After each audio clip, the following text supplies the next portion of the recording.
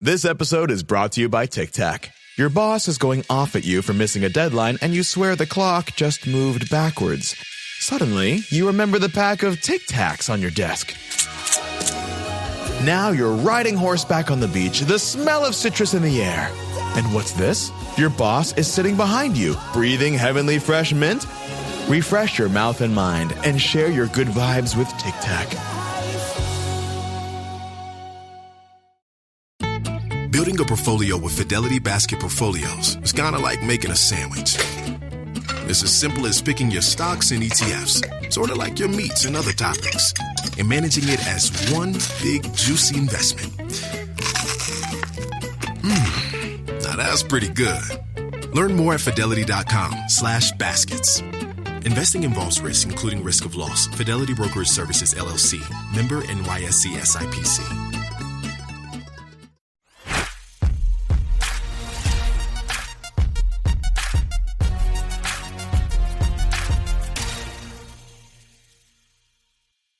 Hey, what's going on, everybody? Ryan Larry Williamson Cup here with the BARF. It's a look back at the week that was so you could be prepared for the week that is, where you stop looking at me goofy and making me laugh.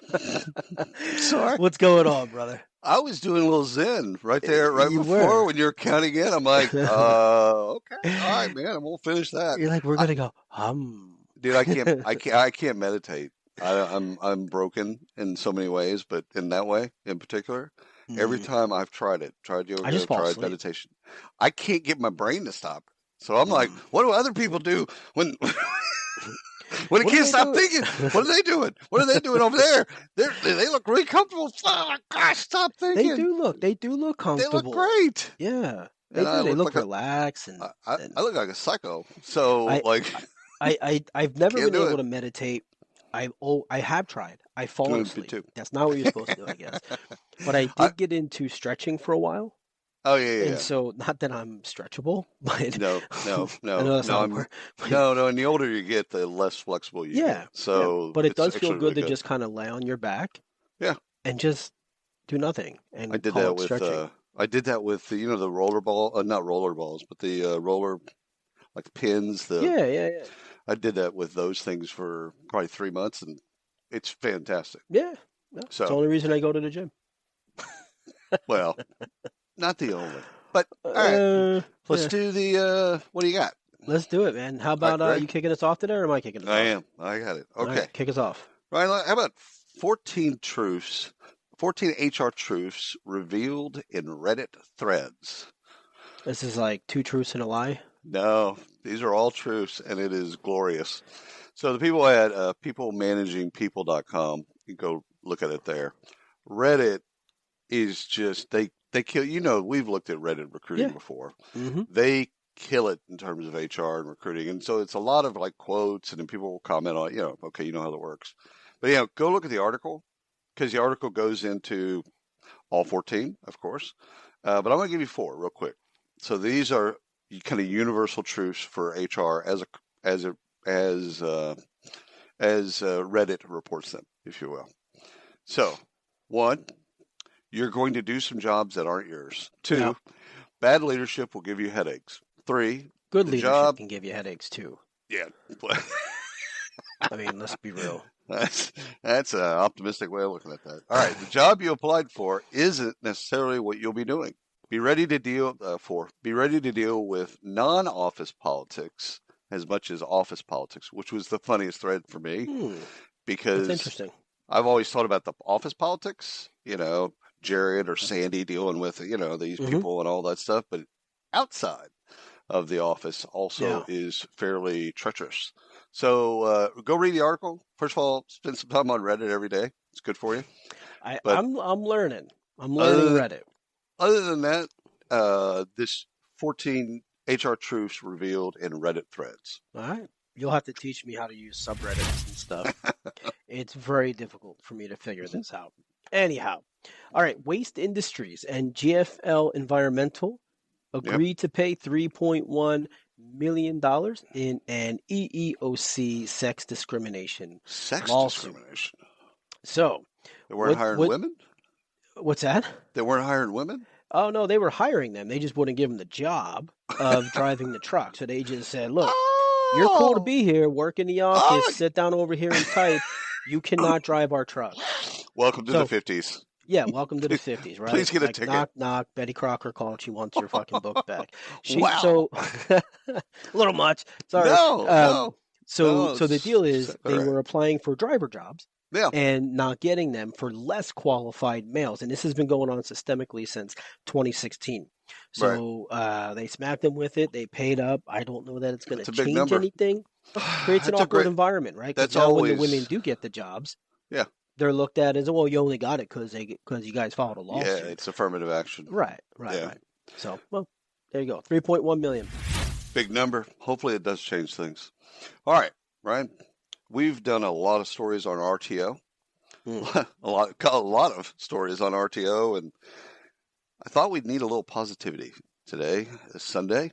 So I got you this story. 20 companies embracing permanent remote work from home jobs. I like that. So flexjobs.com, so you can take a look at it. All right, there's 20 of them because there's 20 in the title. Anyhow, but some household names. Because the Allstate. article told me there were 20. Yeah, I counted them too. No, there really is 20. So Allstate, Pinterest, Mhm. Spotify, Atlassian, and HubSpot. Go figure. All of some of the most forward-thinking companies in the world have What decided. do these have in common? Hold on, let me think. Oh. I don't know. Yeah. Loved. There you go. So it has the other 15 are just as good and really just as name-worthy as these are. But it's like you nailed it. Look at how these progressive and how market share wise. Look at these companies and what they're doing compared to their peers.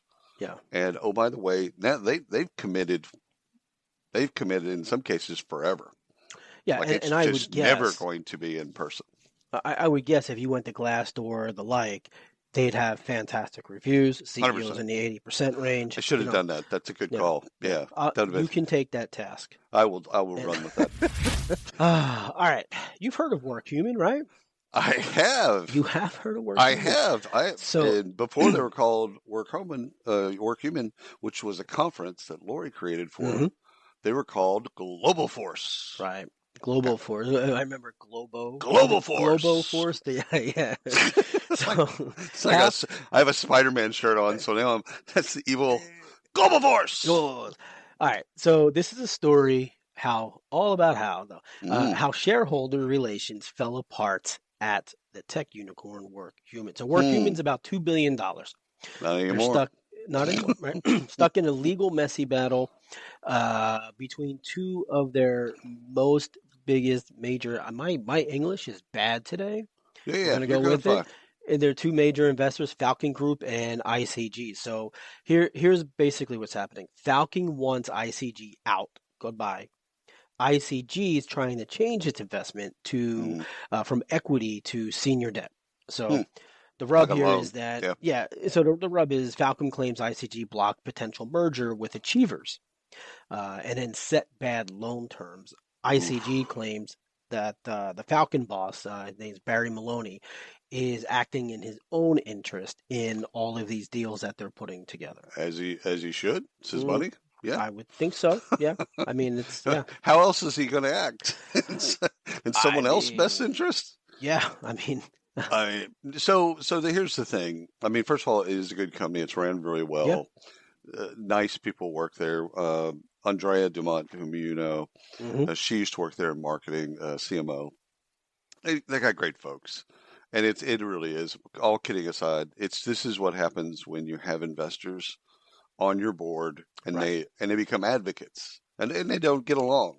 Like when I told you the story of when I was on Check's board, and it was all investors. It was me. I was an independent, and it was all investors. And what Greg needed of me was just level them out, because they all put money in. They all care about the success. So there's not a conflict in that. But I was on the board for 2 years, and even I mean, this was a startup, so this is not quite a $2 billion unicorn. Even then, it was contentious about investment. And even then, with the smaller investments, it was like, okay, what are we doing to maximize this? What are we doing here? And they'd all have opinions. Right. And so I say this to entrepreneurs all the time. It's not so much the amount of money; it's got to be the right money for you. Right. And in this case, it looks like they got to a point where I don't know if it's Falcon or ICG, they took on the wrong funding. Right. And it's okay to take a lower valuation 100%. for the right investor at all 100%. times. Absolutely. Sometimes you don't have control of that because the board has control of that. Correct. So again, getting back to, your board members you need to be literally simpatico with your board members. I think they need to bring you on the board to make them love each other. No. So the reason is they have fiduciary duty. You can get sued. I got zero interest in that shit. Because I remember when Sumser got sued at one point was when he was on the board at salary.com. And it drug out. Like it was not pretty. Yeah. All right.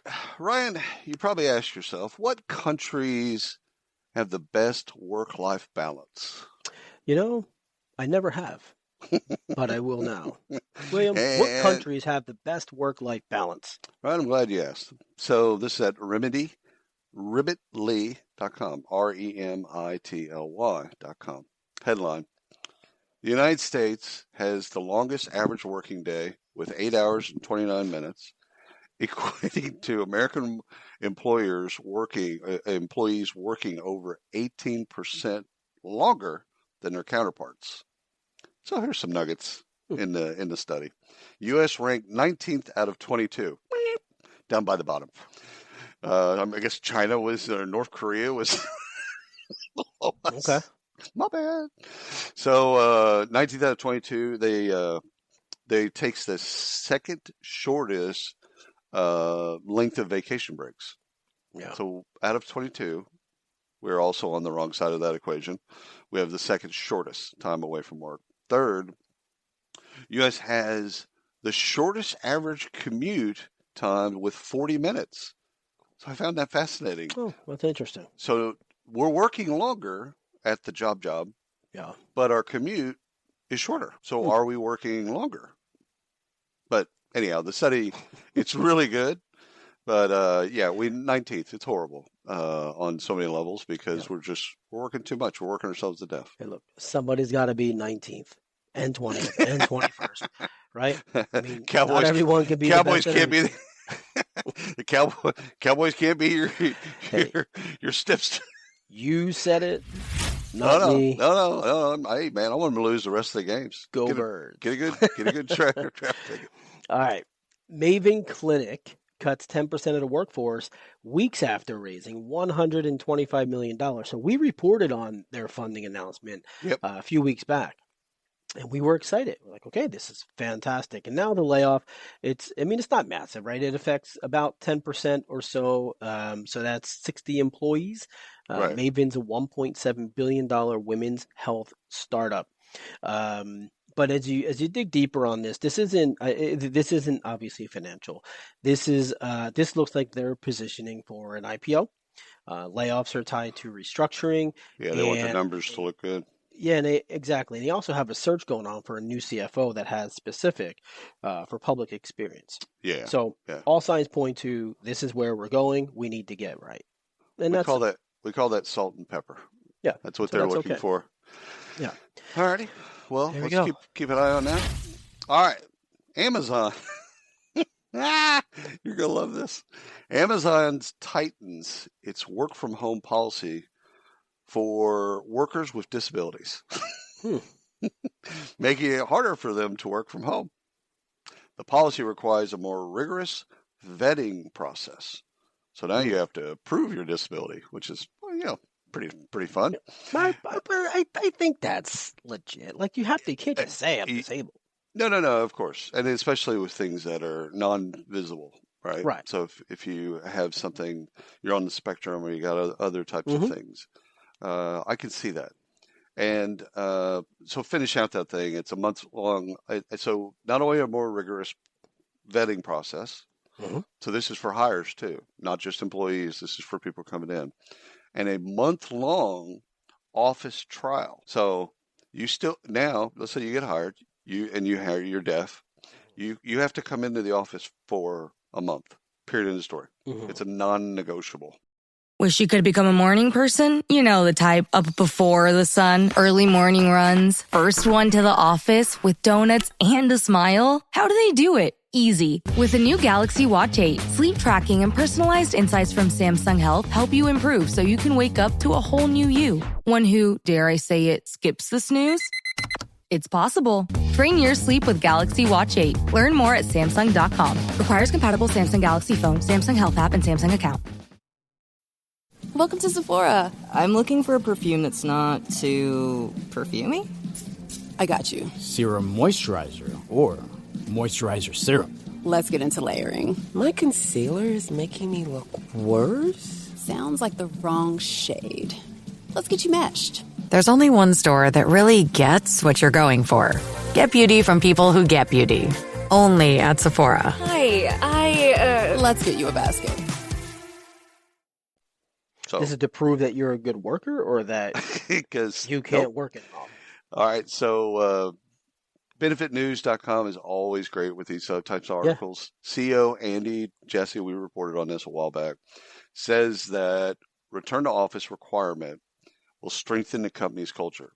His take on Amazon is that they've lost something because everyone's working from everywhere else. Okay. He really believes that. Okay, whatever. So this is just furthering this agenda of everyone needs to be in the office. I don't care if you're deaf. You know, you're deaf. Fantastic. We'll put the accommodations in front of you that you need. Make sure you can do your job. However, you're going to be in the office for at least a month. So I read all of that. It was a wonderful article, and it basically, you know, it is what it is, whether what you believe on RTO. But I got to the end of it, and basically in my mind I said, quit, motherfuckers. Take a hit. I mean, you have the option. Again, you could go somewhere where they actually care about your disabilities, or you can work at a company that, in my opinion, doesn't give a shit. No. This is, it reeks of, we just want to fire some people and get our numbers to where we want them to be. We don't want to go through massive rifts. I don't know. I'm on both sides of the fence there. I'm on both sides because it's just because you're deaf, for example, doesn't mean you can't work in an office, right? Blind can't work in an office. I got it. But it's okay for a company to want people to be in the office, and it's also okay for people who don't want to work in an office to quit the company. Right. I don't think that means awful company because they want you in the office. It means find a new job. Like we said this, right? Like do companies actually have bad culture, or is it just bad for you? Right? Like it always brings that. Like I get it. Like in my opinion, there's some really bad companies, but look, there's 50,000 people that work there. Yeah. Now they may have to work there to pay their bills. I get that. Right. You know, but you can choose to work or not to work there. Yeah. Hey, have you ever seen Stevie Wonder's house? Don't do it. No. Have you ever seen it like on TV? No. Neither has he. I knew that was coming. That's bad. We're moving on. You're gonna get us in trouble here. All right. Smithfield Foods. I'm legally blind. I can't get it. I can't get anybody in trouble. You can't. Yeah, that's right. Yeah. So Smithfield Foods has agreed to pay $2 million to settle sex allegations, sexual harassment allegations, no fighting or anything like that, just child labor. Labor. Just hiring minors, not hiring 1 or 2 or 3 or 4 or 10. But at least 11 minors between the ages of 14 and 17 were found to be hired at the St. James facility. Now, that is not bad because you can work at 14 in most areas. Yeah. Okay? Yeah. I worked at 14. But they stuck them in hazardous positions, hazardous tasks, machinery, places they're not supposed to be. No, I worked at Pizza Hut. This is a little bit different. Yeah. So I don't know what the labor laws are in that area, but I'm assuming because they're paying a lot of money, it's a bad thing. But Smithfield denies knowing hiring underage workers, although they've committed to doing better in the future. Mm. Mm. The FDIC, you see it on the bank thing, right? Mhm. You know what that is? I saw I an know what that article. We need to track it down. Well, not everybody does. So anyhow, just asking. Yeah. So I read an article and I needed to dig into it because it was a Bloomberg investigation Mhm. that the FDIC has had over 500 sexual harassment claims. Wow. And they don't have like a policy, or like they haven't really, and like there's a bunch of Republicans that are all over the FDIC to basically like the victims need something. Like you can't just like act like it didn't happen. So anyhow, I'll dig into the Bloomberg story. It was about 2 months ago, but the senators sent the leader of the FDIC a letter and said, "Okay, enough. You've got to actually you got to do something." Right. Anyhow, all right. So underage workers in hazardous environments. Bad idea. Citadel, Mhm. the $62 billion investment powerhouse, just sent a stark message to recruiters. And what was that message? Pitch fake jobs. This was another Bloomberg investigation. To their recruiters? To their recruiters. The leadership team sent a note, and there's actually a letter. The old-fashioned ones with stationery. There's a memo. They sent a memorandum. So to all their recruiters, everybody in TA, everybody in sourcing, everybody that's there, staffing, anybody that recruits for them, no fake jobs. Jobs got to be an actual opening. So, of course, this is at Bloomberg.com, so you can kind of pick it up. It's fascinating because, first of all, they got into hot water about this because traders would apply for the jobs, and there weren't any jobs. Right. And they would talk. And so they finally figured it out. Like, these were just fake jobs. And so they got called on the carpet. And there's nothing illegal about any of this, by the way. You can post fake jobs. There's nothing illegal about it. It could be a level of corporate espionage, right? Like you're interviewing these people, you're getting information, you're asking them about their job and all this stuff, how they did things, how they completed tasks, what their process is. So for you and I, in the years that we've studied recruiting, people would say, I'm building a talent community. That's why I have these jobs. Yeah. I'm not necessarily hiring for this, but I have a reason, and it is to build a community so that I can market to them. And so, Then we've heard, I'm building my pipeline. That job's not open today, but I'm going to build a pipeline so that when that job opens, I'm ready. Workforce planning. Or I'm building a vibrant employer brand. So I'm out there, I've got these jobs and talking about culture and all that type of stuff. And again, they go Citadel goes counter to all that, just says, enough, stop. Like, it isn't illegal. Again, getting back to the legality of it, it isn't illegal. No, but it's a lack of trust and loyalty from not just your employees or your potential employees, but the market itself. You're just a bad player. So the cool thing is, once this gets past the all shucks phase, is the jobs that will be posted for the Citadel will be legit. Like, that's the cool thing. I mean, once you get past the pain. Legit. No, they will be. Oh man, they all the executives have their signature on this thing, man. It's it's going to be real. Yeah, so that would be cool, because then I'm applying to a real Citadel. job. I'm very proud of you. Go for you. Do it. All right. So I've got one more here. We're going to go all the way back to our homeland of Texas. Yes.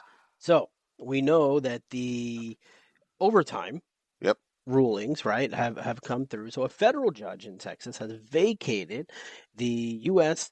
DOL, Department of Labor's 2024 overtime rule, reinstating the previous salary threshold of $35,568 for overtime eligibility. There's a lot of different views on this. And the reasoning that they're giving, one of the examples they gave was a retail assistant manager who earns $42,000 per year, right, but is primarily doing supervisory work, might have been eligible for overtime under the 2024 ruling, even though their duties align with exempt roles under FLSA. So interesting. there's conflicts between the roles, what they're doing, the different status of the roles, Right. and what That's a classification thing. Classification of what previously Right. has been. Now they classify, or the ruling only goes into salary, not classification. Right. Or I guess it does, but not individual specific duties. But this judge is saying, well, no, the specific duties make them exempt or non-exempt, and therefore they are or are not eligible. And it so doesn't matter what you say. It's the work. Right. Yeah, I can see that. That tracks yeah. for me. So Texas, good job. Finally. Hey, something had to come out. It's probably Austin. Yeah. All right, let's do some acquisitions. The A of BARF. B Swift acquires Evive, EVIVE, and launches integrated personal engagement engine. So this is at bswift.com. This is a press release. B Swift is, I did work with B Swift about 15 years ago. Employee benefits technology. So think of B Swift. That's what they do. Evive helps employees optimize their benefit understanding, utilization, resources, and programs. So it's basically a communications tool. So once you do your open enrollment, it comes in and then it works with all your employees, technology. Works with all your employees to make sure they understand, pick the right things, all that type of stuff. Both companies are headquartered in Chicago. So I think it's a great acquisition because one was, build versus buy, right? B Swift could have built that technology. No. And so I think it's a great acquisition, and they're both local to each other. So I can't see anything going wrong here. Oh, there you go. Good job for B Swift. Seek is in the game. Seek announces acquisition of XREF. Interesting. So they've entered into an agreement to acquire XREF for about 22 cents per share in cash. So this is job search and automated reference checking together, right? The marriage makes them, it's a bigger play, it's a bigger market. Expected value is about 41.2, so we'll call it 41 million. That's Australian in dollars, Australian, though, right? so about 27-ish in USD. So good, a good play, and not massive, but I think it gives them more market. I know Steak rather well, but I don't. XREF, I've seen their brand 1,000 times, but I don't know them as well. So, but good. Sounds like a great acquisition. Yeah, good for them. There you go. JobGet buys Snagajob, puts it out of his Snagajob. Snagajob. I always hated that name. I like when the first time someone told me Snagajob, I'm like, dude, it's like that just sounds horrible. Yeah. Like, why would you snag a job? Anywho, JobGet and the combined entity, we would say, reaching over 100 million hourly workers. So both these folks work in the hourly market. So you can look this up on Pulse2, the number 2.com, and you can read a little bit more about it. So JobGet is an app-first platform. So it's for hourly workers. Been doing well, done deal. Snagajob is a platform. It has both an app, but it's mainly desktop. Both of them specialize in hours. So they were competitors. One was doing it off of an app. The other one was doing it off an app as well as, desktop. 100 million. I mean, we only have 330 whatever million in the United States. 100 million is a big number. Yeah. So I'm assuming what they'll do is they'll take everything from Snagajob, because it's older technology, it's been around for a long time, whatever, and move all of those folks over to JobGet. And so JobGet, they'll move them all over the app and get rid of all the other stuff and just focus on app-based job platform. What did JobGet get? I got Snagajob. That was cheesy. Snagajob. Oh, man. All right. Arcos has acquired a company called Clarion. Yeah. Or Clarion. I'm saying Clarion. Yeah, run with it. So I saw this a couple weeks ago. I didn't talk about it, though, for whatever reason. But I saw it again this week because of all the wildfires and things like that are happening, emergency response. And so for some reason, it's popped back up into my feed. Arcos is this is really interesting to me because Arcos is what they call workforce management solution for utilities Right. and critical infrastructure. So think emergency response, right? Right. So two examples here to help kind of paint the picture of what these guys do. So the software can map vegetation encroachment using the software and scheduling field crews to address these areas, right? So that's cool. These Smart. become danger areas, right? If vegetation is encroaching on structure, right, or something to that effect. So it also helps to allocate resources by tracking the crew's location, the skill sets of the crew on that specific location within a geographic area. One drops, then you need to put in a different skill set or replace that skill set. Replace the skill set, but also move them. Yeah. As vegetation is encroaching or a wildfire happens or some other catastrophe happens, this crew has 2 people here. This crew has 4 people here. Of the 6 people, these 3 can actually get this done. So the software knows that, the program knows that, and it moves them, identifies high-risk zones, and creates the plans to mitigate that and sends the crews off. So this is getting us further away from the manual effort of let's build fire lines and let's do this. Like, it's actually being monitored with this. I like that. And yeah, it's timely with all the crap that's happening with the fires and all of that. And I just thought it was really a really interesting play, and I'm excited to keep up on this one. So why did we call wildfires wildfires? Have you ever wondered this? I've pondered this, by the way. So have you ever pondered this? I have not, but now that you ask, I'm probably going to say because the most basic of basic answers, because it's in the wild. Is it? Technically, no, because it's in residential areas. Again, Columbus didn't discover a land where there were already people. Just FYI. Right. No hate for the Italians. Just that is what it is. The thing is like, why is it wire? I mean, it's just fire. Yeah. It's just. Well, period. I think in the grand scheme, it's just wild. It's running rampant. Rampant fire. Call it rampant fire. Interesting. All right. Let me give you last acquisition, right? I don't know how to pronounce this company's name. I'll spell it CIPHR. Cipher. Yeah. All right. Going with that. Cipher acquires employee benefits platform Advantis. The new offering has HR and payroll, core HR, payroll, and now comes with added benefits. That was a play on words. So this is at cipher.com, CIPHR.com. So this one makes sense as well, like the B-Swift one. Cipher is a UK-based HR systems company. So they basically do 2 things: payroll and core HR. Done. And Advantis is a UK-based provider of employee benefits platform. So this is one of those deals. Cipher could have built it or bought it. And it's, again, UK-based. They're in different cities, but UK-based. They bought it. And they bought it.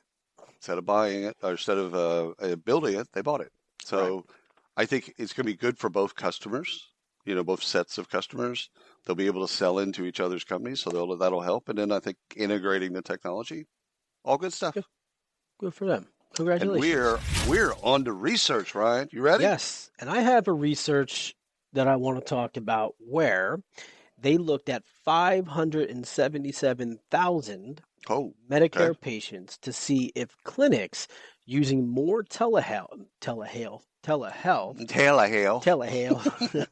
Oh, where that came from. Welcome to Tennessee. Telehealth provided more low-value care. So services that offer little medical benefit. So this was done by a new study in the JAMA network, JAMA network. Yep. And it showed that name using always is awkward for me. Yeah. Oh, and it showed that I say it JAMA. JAMA. What are you gonna do with that? JAMA? It's like data. JAMA.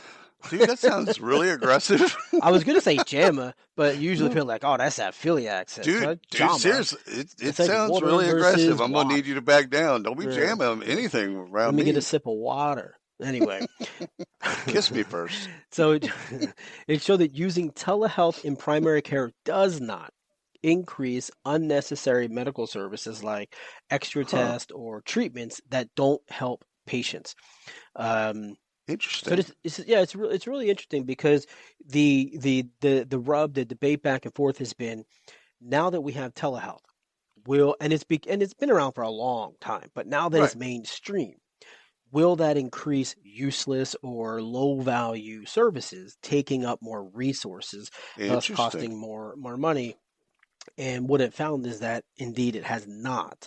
It actually prevents people, kind of like urgent care, right? Right. You go to urgent care instead of going to the ER for situations, right? Yep. So it reroutes people in the system a different way. And so telehealth isn't just for people who don't want to go to a doctor's office. It's, hey, I have a question. I'm not 100% sure if Should it's I bother something a to be doctor? concerned. Right. We do this with kids, right? Like your kid wakes up at 1 a.m., they've got 101. You call the nurse, the doctor's office, they get back to you in 10 minutes. And it's okay. Give them Tylenol, let them go to sleep, right? You don't have to go to the hospital. And so telehealth has stepped in and actually done what most people said. Now, in some cases, though, they did find that there was a significant decrease in unnecessary services. Really? So clinics that have higher telehealth usage saw a decrease in some of the low-value services, and this specific example they gave was cervical cancer screenings for women over 65 years old, showing that obviously telehealth can streamline care, and that was the whole purpose of this study. But through 577,000 cases, I think that's legit. That's legit. So yeah, I'm a fan. I do telehealth with my pharmacologist. And he started it at COVID, and he's never going back. So I'm like, dude, cool. Well, I just log in. Stick a headset on and. Dude, how you doing? I'm doing good, man. I'm good. All right, peace out. There you go. I need my Prozac. There you go. Peace. All right. So, Ryan, this will interest you because you have daughters within this age range. Youth Right Now is a survey and findings for more than 140,000 people ages 9 to 18 by the Boys and Girls Clubs of America. So you can find that at bgca.org. So it's a cool report. Like if you want to kind of understand like what they're thinking, there's enough data, and they break every slice it any way you want to, race, this, that, the other, income, slices all this kind of still cool stuff. If you're looking at that age group, kind of what's coming next. Tweens and teens is kind of the way they talked about it. So let me give you three nuggets. 29% of teens and tweens, I hope to never say that again, say they want a career through which they can inspire others. Yeah, I agree with that. That tracks, right? Second, 80% say they know techniques for calming themselves down. They sure as hell don't use them in my house. I mean, they might know them, but they don't know how to use them. That's a big number. 80%. Yeah, I don't believe that one. That's a big I think number. they know it because they've been told it. There you go. And with the rise of mental health awareness, especially on TikTok and all these other, social platforms, they're getting these tips in 60-second snippets. So I don't think they actually know. They're aware. I think it's probably a better. I think that's better. I think it's probably that would say if it was aware, no implies that they do it. Right. In some way. All right, let me give you the last one. 95% say if they try their best, they can do most things. Do you remember being that hopeful? No. 95%, man. Like out of 140,000 people, that's a big number. And they need a button that says bullshit. I don't know. Like again, back to that age group, 9 to 18. I think we were filled with a lot of optimism. Like we maybe not be president, but you could do most things if you put your mind to it. Yeah. I don't know if it's 95%. However, see, I think it's there was hope before we stomped it all out. Yeah. What were the ages? 9 to 18. 9 to 18. So okay, so the youngest now is 10. Yep. She is hell bent on being a professional softball player.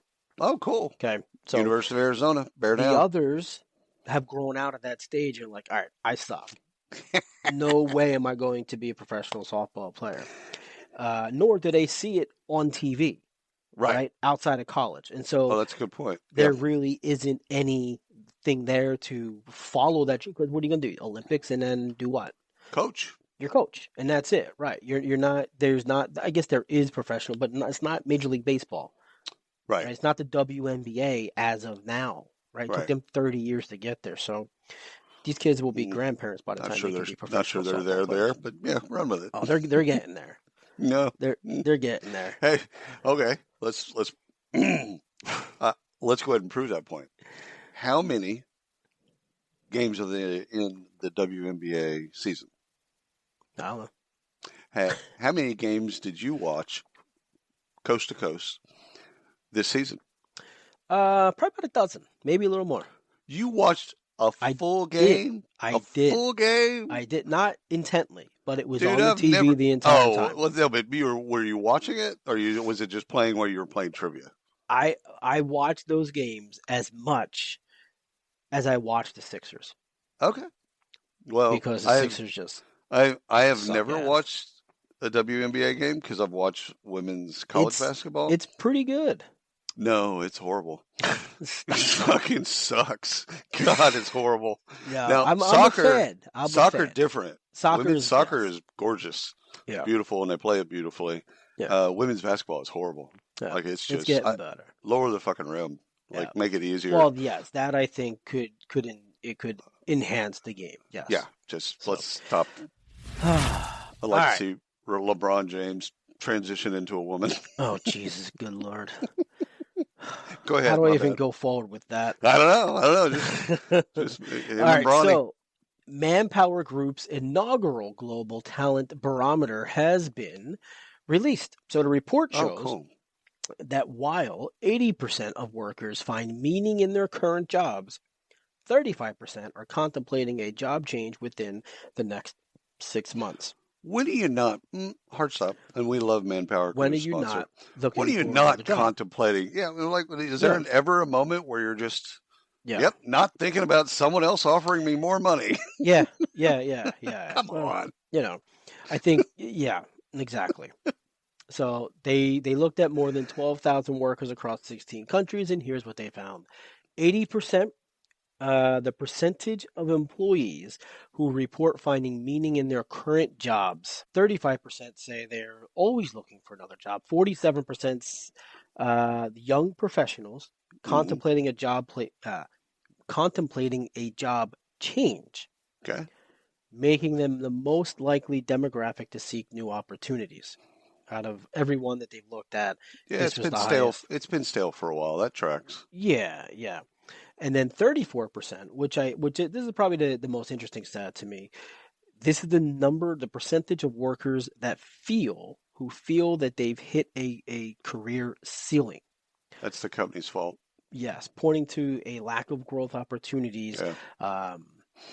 That's a real number. I believe that too. That probably could be higher. I would think it's higher, and I think people were not honest at that question, right? They feel like they're still being monitored by their employer on these types of responses. So I got in trouble one time at TalentNet, of all places. Well, I got in trouble at a lot of TalentNets, pretty much every TalentNet. But anyhow, I said the whole bit was on active versus passive candidates. I'm like, there's no such thing. No. The idea that you think that there's a difference between one and the other is actually just dumb. Yeah. And so this woman in front of me said, I don't buy that. I don't believe that. I said, okay, cool, great. Come up here. Come on, get up on stage with me. I said, what do you do? Blah, blah, blah. How much you make? Great. Okay, so I have a job for you in the Cayman Islands, and I'm going to pay you $12 million a year to do the same job you're doing right now. Are you not a candidate for that job? She just walked off stage, walked back down to her chair. I'm like, we're all candidates. I never liked the passive candidate title.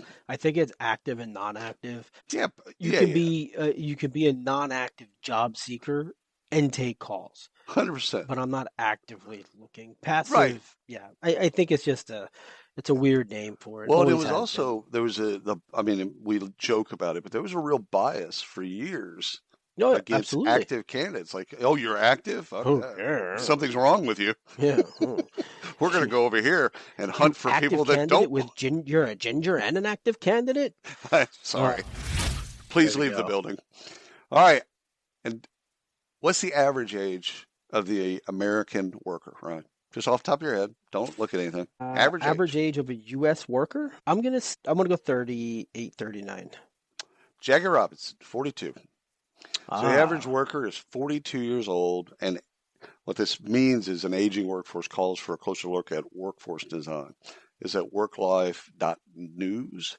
Okay. So we talked about accommodations during the Amazon story. If that age creeps, first of all, you just talked about 11 people at 14 working in hazardous environments. Mm-hmm. So that's pulling the number down. I took them into consideration, so it pulled it down. Kick them out, and now it's 43. But no, if that number, we need to keep an eye on it. It's all seriousness. If we need to keep an eye on that number, because as that number increases, then we're going to have to have all kinds of different workplace design in place for accommodations. Like we're going to need canes instead of umbrellas. 100%, baby. I want one of those with the tennis balls. I want one of those. All right, funding. You ready? Let's do it. Yeah. Ryan, a mere 2 months ago, we talked about a company called 11X. We talked about them. It was really literally 2 months ago. They raised $24 million. When your investors, customers, and workers demand more from your business, make it happen with SAP. The AI-powered capabilities of SAP can help you streamline costs, connect with new suppliers, and manage payroll, even when your business is being pulled in different directions. To deliver a quality product at a fair price while paying your people what they're worth too, so your business can stay unfazed. Learn more at sap.com/uncertainty. Mint is still $15 a month for premium wireless. And if you haven't made the switch yet, here are 15 reasons why you should. 1, it's $15 a month. 2, seriously, it's $15 a month. 3, no big contracts. 4, I use it. 5, my mom uses it. Are you playing me off? That's what's happening, right? Okay, give it a try at mintmobile.com/switch. Upfront payment of $45 for 3-month plan. $15 per month equivalent required. New customer offer first 3 months only. Then full price plan options available. Taxes and fees extra. See mintmobile.com. And just yesterday or day before, 11X raised $50 million from Andreessen Horowitz. Ooh. So now they got $74 million. This is at sifted.eu, so you can read the article about it. So for everyone that maybe forgot what 11X does, 11X does AI-powered digital workers services for revenue teams. So these are the folks that are basically they're doing a good job of it, of replacing kind of the BDR model. These are, go out and source, go out and find candidates, go out and find prospects, set up the call. Like, this is stuff that I know you like a lot, because you like, this is instead of me trying to get on the internet and find the person. Yeah. Let the technology do that. So this is around revenue generated positions. And again, humans are still involved, but these are the technology. So keep an eye on 11X, $74 million in 2 months. Yeah. Well, the fact that they came back in the same year, dropped another coin, and that's 100%. Yeah. Yeah. That's a lot of Good for belief them. there. Good for them. All right. You know this guy named Tony. I do. He founded a company called Oyster.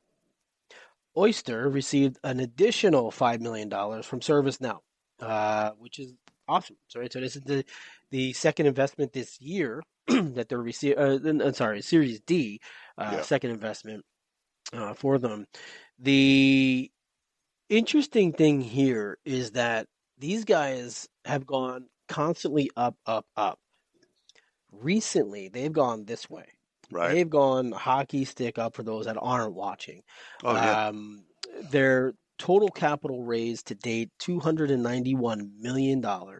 Hybrid and remote work. If you had any doubt it's important, this is it. And they're remote here. They don't. They support people, right? That are remote. They don't have a headquarters. Tony flies around. That would be pretty funny if they had a mandatory. Yeah. Mandatory office. Well, they'd only do it for handicapped people. So there's that. So my take on this particular one, first of all, we love Oyster and ServiceNow. Yeah. Because we did a Both great. podcast with Gretchen at ServiceNow a while back and learned a lot about workflows. Yeah. Check. I think this is a future acquisition. Absolutely. I think that ServiceNow is signaling we're not gonna build payroll, global payroll. We're just gonna buy it. Yeah. So my gut tells me that ServiceNow is just kind of signaling to the market we're going to get into that space. Yeah. Oh, good for them. He's Deptful raised 31.5 million in a Series B. 0.5. Doesn't that always make you weird? Or like what? Yeah. 0.3. 0.5. What are you kidding? Round up? It makes a difference. Yeah, I know. Makes. Hey, I'm not kicking $500,000 out of bed. My point is it's just odd. Yeah. Anyhow, I love this play. So this is an AI-powered online program that trains people for entry-level jobs like healthcare jobs, like think medical assistants, pharmacy techs, jobs like that. They're 4-month programs. The average cost is about $2,500. After they complete the course, which is a mix of online and some course-led stuff, they're then matched with one of their partners. They've got over 8,000 partners. So they get matched to one of their partners. They go to work there for 1 to 2 months of on-site training. So what I like about this is obviously it takes the lower, let's say lower values, probably not the right term here, but you know, the highest volume of jobs that are needed in healthcare, gives them very fast-paced training, gets them on the job training, and then helps them to get placed as well through those relationships, right? So it's all good. What I like about the technology, and I haven't seen this, but what I've seen through video and seen through their demos, the AI that they're using and how they leverage AI, it keeps the learner on track. So if they fall behind, it triggers human intervention. So instructors intervene. So they're actually getting education. Back to work. Yeah, get back to work. No, they're actually getting education as opposed to just saying, "Oh, I went through the 4-hour course." No. Done. I hit the button. I got the training. This isn't watch the video, take a test, do your thing. Like they're getting legit training, right? And they should because they have to working in those professions. Right. So I like what they're doing here. When I read this, it's dedicated to healthcare training, obviously, but it's allied health professionals. Yeah. So it's training. So the words that you hear, the lingo in our industry, training, upskilling, skilling, reskilling, learning, all of this stuff, whatever you want to call it, it's pulling talent up. So it's a mechanism, and they're using AI for good. In this case, it's pulling people up that could get to another job. And oh, by the way, in healthcare, we need people to be in those jobs. Yeah. And even more so as boomers retire and go to homes and things like that. We're going to need more folks. So I love it for the same reasons you love it. And again, I like the keeping people on task in learning. Right. It's just basically there's a track, and if you fall behind the track, that's fine. Yeah. We'll get you back on track. That's some of the great teachers that I've had in my academic career. That's exactly what they did.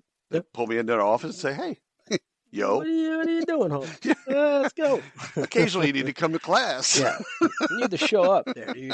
All right, I've got one more. Last one. All right, let's last do it. one. This one is called Social Crowd. So they closed a seed round at $2.5 million. Yep. And I like this one a lot. So this is one where, first I reached out to their co-founders because I want to get them on the use case or something like that and talk with them and see what's going on. And really, I just want to get them into one of my local dives here because I love gamifying work. Right. I think gamifying work is good. And when I thought about this allows employers to work to set, what's the word I'm looking for? Goals. It's like gamify, but goals against tasks, right? Yeah. And so think of I'll use the example of a restaurant because this annoys the shit out of me. When I go to a restaurant and this is what it reminded me of. I'm constantly getting pushed to get a special. Here's our special today. Oh, do you want to try my favorite special? You haven't eaten one thing on that specials list. Stop. Let's go there, right?